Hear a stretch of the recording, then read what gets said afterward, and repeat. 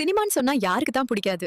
நம்ம வாழ்க்கையில எவ்வளவுதான் வேலை இருந்தாலும் கஷ்டம் இருந்தாலும் ஒரு புதுசா படம் வந்துருச்சுன்னா சொல்ல வார்த்தையே இல்ல. அப்பேற்பட்ட சினிமா இன்னைக்கு இருக்கக்கூடிய இந்த டிஜிட்டல் வளர்ச்சியினால ஓடிடியா வளர்ச்சி அடைந்துள்ளது. ஒரு 2.5 மணி நேரம் நாம் பார்த்து வியக்கக்கூடிய அந்த சினிமாவுக்கு பின்னால் இருக்கும் கலைஞர்களின் வாழ்க்கை எந்த அளவு உயர்ந்திருக்குன்னு நாம யோசிச்சிருக்கோமா? அத பத்தி நமக்கு என்னங்க கவலை? தியேட்டருக்கு போனோமா, படத்தை பார்த்தோமா, அங்க ஒரு குத்தாட்டம் போட்டோமா, ஜாலியா இருக்க வேண்டியதான். இதுதான் இங்க பிரச்சனையே. அந்த திரைப்படத்தை உருவாக்க இரவும் பகலும் கஷ்டப்பட்டு உழைச்ச கலைஞர்கள் அவங்க எப்படி போனா நமக்கு என்ன நினைக்கிற எண்ணம் தான். அதுக்கு நாம என்ன பண்ண முடியும் சொல்லுங்க? நாமளே பல கஷ்டத்துலயும் காசு செலவு பண்ணி தான் படம் பார்க்கறோம். ஒரு ஆடியன்ஸா நம்ம வேற என்ன பண்ண முடியும் சொல்லுங்க? கட்டாயம் முடியும்.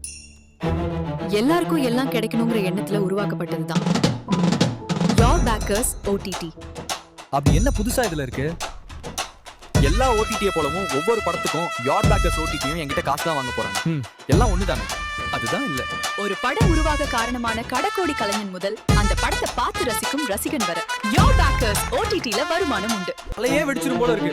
ப்ளீஸ் ப்ளீஸ் எப்படின்னு கொஞ்சம் சொல்லுங்க ப்ளீஸ்.